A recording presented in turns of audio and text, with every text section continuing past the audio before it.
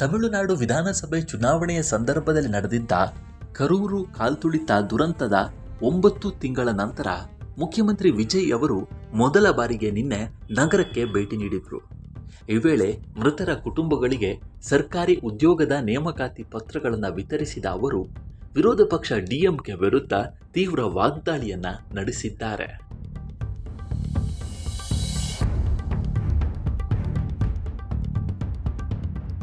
ಸಂಪೂರ್ಣ ಕಪ್ಪು ಬಣ್ಣದ ದಿರಿಸು ಧರಿಸಿ ಸಭೆಯನ್ನು ಉದ್ದೇಶಿಸಿ ಮಾತನಾಡಿದ ಮುಖ್ಯಮಂತ್ರಿ ವಿಜಯ್, ಕರೂರು ತುಳಿತದ ಘಟನೆ ನನ್ನ ಮನಸ್ಸಿಗೆ ಆಳವಾದ ನೋವು ನೀಡಿದೆ. ನಾವು ನಮ್ಮ ಸಹೋದರಿಯರ ಮಕ್ಕಳನ್ನ ಕಳೆದುಕೊಂಡಿದ್ದೇವೆ. ಆ ದುರಂತದ ನೆನಪು ಇಂದಿಗೂ ನನ್ನನ್ನು ಕಾಡುತ್ತಿದೆ ಅಂತ ಭಾವುಕರಾಗಿ ಮಾತನಾಡಿದ್ದಾರೆ. ಮೃತರ ಸ್ಮರಣಾರ್ಥ ಕರೂರಿನಲ್ಲಿ ಭವ್ಯ ಸ್ಮಾರಕವೊಂದನ್ನು ನಿರ್ಮಿಸುವುದಾಗಿ ಇದೇ ವೇಳೆ ಘೋಷಣೆ ಮಾಡಿದ್ದಾರೆ.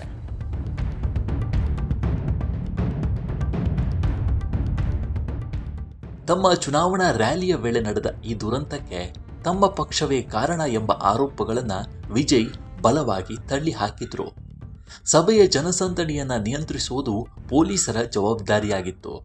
ನಾನು ಪೊಲೀಸರನ್ನ ನಂಬಿದ್ದೆ, ಆದರೆ ಅಂತಿಮವಾಗಿ ನನ್ನನ್ನೇ ದೂಷಿಸಲಾಯಿತು. ಪರಿಸ್ಥಿತಿ ಕೈ ಮೀರುತ್ತಿದೆ ಎಂಬ ಬಗ್ಗೆ ಪೊಲೀಸರು ಮುನ್ನೆಚ್ಚರಿಕೆ ನೀಡಿದ್ದರೆ ಇಷ್ಟೊಂದು ದೊಡ್ಡ ಅನಾಹುತ ಆಗುತ್ತಾ ಇರಲಿಲ್ಲ.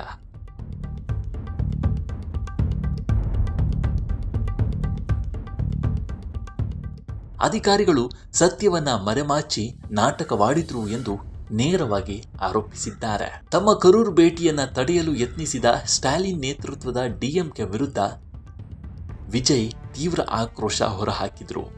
ನೀವು ಇನ್ನೂ ಅಧಿಕಾರದಲ್ಲಿದ್ದೇವೆ ಎಂದು ಕನಸು ಕಾಣುತ್ತಿದ್ದೀರಾ? ನಿಮ್ಮ ಪಕ್ಷ ಈಗ ಅಧಿಕಾರ ಕಳೆದುಕೊಂಡು ಮನೆಗೆ ಹೋಗಿದೆ. ಈಗ ತಮಿಳುನಾಡಿನಲ್ಲಿ ಟಿವಿಕೆ ಸರ್ಕಾರವಿದೆ ಎಂಬುದು ನೆನಪಿರಲಿ ಎಂದು ಟಾಂಗ್ ಕೊಟ್ಟಿದ್ದಾರೆ.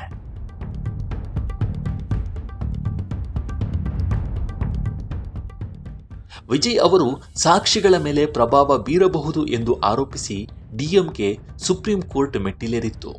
ಆದರೆ ನ್ಯಾಯಾಲಯದ ಛೀಮಾರಿಯಿಂದಾಗಿ ಅರ್ಜಿಯನ್ನ ಹಿಂಪಡೆದಿರುವುದನ್ನು ವಿಜಯ್ ನೆನಪಿಸಿದ್ದಾರೆ. ಡಿಎಂಕೆ ಆಡಳಿತದ ಅವಧಿಯಲ್ಲಿ ಪ್ರತಿ ಇಲಾಖೆಯಲ್ಲೂ ಹಗರಣ ನಡೆದಿದೆ, ಟೆಂಡರ್ಗಳ ಹೆಸರಿನಲ್ಲಿ ಲೂಟಿ ಮಾಡಲಾಗಿದೆ ಅಂತ ಗಂಭೀರ ಆರೋಪ ಮಾಡಿದ್ದಾರೆ. ಒಟ್ಟಾರೆ ಕರೂರು ಕಾಲ್ತುಳಿತ ದುರಂತ ತಮಿಳುನಾಡು ಇತಿಹಾಸದಲ್ಲಿ ಮಾಸದ ಅಧ್ಯಾಯವಾಗಿದೆ.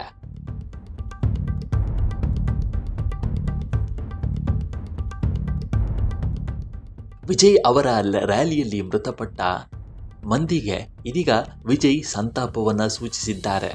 ಜೊತೆಗೆ ಅವರ ಕುಟುಂಬಸ್ಥರಿಗೆ ಸರ್ಕಾರಿ ಉದ್ಯೋಗದ ನೇಮಕಾತಿಯನ್ನು ಕೂಡ ಮಾಡಿಕೊಳ್ಳುವುದಾಗಿ ಪತ್ರವನ್ನು ನೀಡಿ ಭರವಸೆ ಕೊಟ್ಟಿದ್ದಾರೆ. ಇದೆಲ್ಲದರ ನಡುವೆ ಈ ಎಲ್ಲ ಗಲಭೆಗಳಿಗೆ ನೇರವಾಗಿ ಅಂದಿನ ಸರ್ಕಾರ ಮತ್ತು ಪೊಲೀಸರೇ ಕಾರಣ ಅಂತ ಆರೋಪ ಮಾಡಿ ಕಿಡಿಕಾರಿದ್ದಾರೆ.